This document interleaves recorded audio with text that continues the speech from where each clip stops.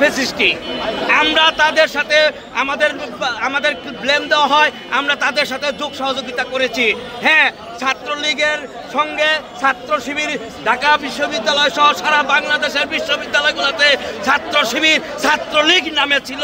কেন ভয়ে? তা আমাদের কি ভয় নাই? আমরা কি ভয় পাইতে পারি না? আমরা তো ছাত্র শিবিরের মতো না। ছাত্র শিবির তো সরাসরি ছাত্রলীগ করছে এবং সরাসরি আন্দোলনের তারা জড়িত ছিল।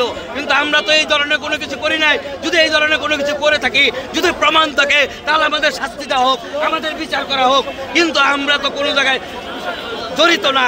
এই 5 তারিখের পরে এই সরকার বিদায় হওয়ার পরে আজকে যে ইন্টারিম গভর্নমেন্ট হয়েছে, সেই গভর্নমেন্টের কাছে তো অনুমতি আমাদের লাগবে কেন? অন্যান্য রাজনৈতিক দল তো অনুমোদন নেয় না। তারপরে তো আমাদের অনুমোদন দেওয়া হয়েছে, আমরা অনুমোদন নিয়েছি।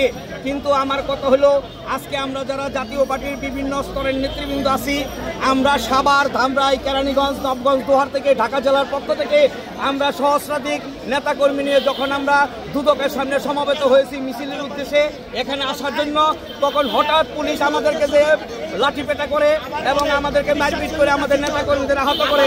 আমরা এই জিনিসটা তো বরদাস্ত করতে পারি না। এই বক্তব্যের একটু আগে হঠাৎ করে দেখা যায় পুলিশে ওইখানে আমাদের হাজার হাজার নেতাকর্মী চেয়ারে বসাচ্ছিল। শান্তিপূর্ণ সমাবেশে ওরা চেয়ার এবং পাটকেল এগুলা নিক্ষেপ করছে। আমরা তো জানি না ওরা কিসের জন্য এটা করলো।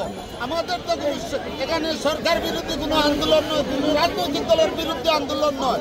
এটা আমাদের গণতান্ত্রিক অধিকার। আমাদের জিএম কাদের এবং জাতীয় পার্টির নেতাকর্মীদের উপর এই যে হামলা হয়েছে, এটার বিরুদ্ধে আমরা একটা প্রতিবাদ সভা করছি। এটা একমাত্র জাতীয় পার্টির জনপ্রিয়তাকে ভয় পেয়ে এই কাজগুলো করা হচ্ছে। কারণ সামনের ইলেকশন হলে অটোমেটিকলি জাতীয় পার্টি ক্ষমতা যাবে, 200 উপর সিট পাবে। এটাই এতদিন, এটাই তারা মাঠে যখন নামছে তখন দেখছে ভোটের হিসাবে জাতীয় পার্টি আমাদের চেয়ে অনেক এগিয়ে, যে কারণে জাতীয় পার্টিকে ভয় পাচ্ছে।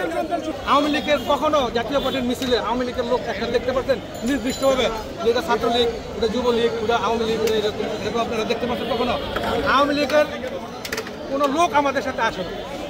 আমরা আওয়ামী লীগের এমন এমপি মন্ত্রী ছিল, এই জন্য তাদের হয়তো আমার নিবন্ধন আছে, নির্বাচন করার আমার অধিকার আছে। আমি নির্বাচন করবো না কেন? তাহলে আমি রাজনীতি করি করে? আমার রাজনীতি করার নিবন্ধন আছে। আমার নিবন্ধন মানে থাকা মানে রাজনৈতিক দল মানে নির্বাচন কমিশন যদি নির্বাচন রাখে, সেই নির্বাচন কমিশনে অবশ্যই আমরা নির্বাচন অংশগ্রহণ করবো। এটাই বাস্তব, এটাই গণতন্ত্র। আমি যদি নির্বাচন না করি তাহলে আমার এই রাজনীতি করার কোনো প্রয়োজন পড়ে না, গণতন্ত্রই থাকে না। আমি নির্বাচন যদি না করি তাহলে আমার রাজনীতি করে লাভ নেই।